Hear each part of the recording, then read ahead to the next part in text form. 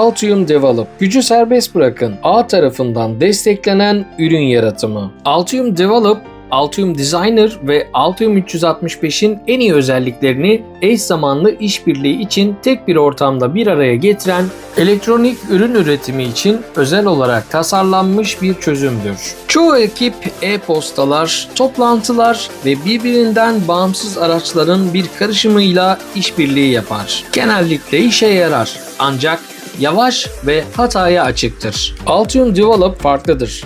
Bütün işbirlikçileri tek bir çatı altında toplar. Tüm işbirlikçiler işin işleyişini ve yaratım sürecini takip ederek geri bildirimlerde bulunur ve hatayı minimuma indirir. Videonun açıklamalar kısmında bulunan bağlantıyı kullanarak Altium Develop'a erişin ve denemekten çekinmeyin.